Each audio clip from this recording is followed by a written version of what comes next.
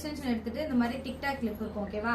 So இந்த லாக்ல இருக்கும், இதை ஓப்பன் பண்ணிட்டு ஸோ உங்களோட ஹேர்ல நம்ம செக்யூர் பண்ண போறோம் அப்படின்னா அதுக்கு முன்னாடியே ஃபர்ஸ்ட் ஒரு லேயர் வந்து மேலே எடுத்துட்டு இது வந்து கிளிப் பண்ணிக்கணும். இருக்க ஹேரை வந்து நல்லா பேக்ஹோம் பண்ணிக்கணும். ஸோ நல்லா பேக்ஹோம் பண்ணிட்டு இந்த மாதிரி பேக்ஹோம் பண்ணிட்டு இது ரொம்ப லென்த் பெருசா இருக்கு அப்படின்னா இந்த சைடு வச்சோம் அப்படின்னா காது கிட்ட வந்து இடிக்கும் ஓகேவா. அதனால ரெண்டு சைடு இந்த மாதிரி ஃபோல்ட் பண்ணிட்டு சென்டர்ல இருக்கிறது மட்டும் ஓப்பன் பண்ணிட்டு இங்க மட்டும் லாக் பண்ணிடுங்க. லாக் பண்ணிட்டு ஸோ பேக்ஹோம் எதுக்காக பண்றோம் அப்படின்னா அப்பதான் நம்ம இந்த எக்ஸ்டென்ஷன் வைக்கும் போது இறங்காம டைட்டா இருக்கும் ஓகேவா.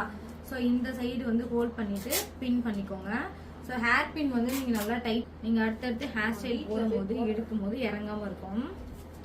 பண்ணி டைனா உங்களுக்கு வந்து இறங்காம இருக்கும். ஸோ பின் வச்சுட்டீங்க அப்படின்னா இப்போ வந்து நீங்க பண்ண அந்த உள்ள கிளிப் பண்ணது எதுவுமே வந்து தெரியல. ஸோ இதுக்கு மேல வந்து நீங்க ஒரு லேயரா எடுத்து அப்படியே ரப்பர் பேண்ட் கொடுக்கலாம்.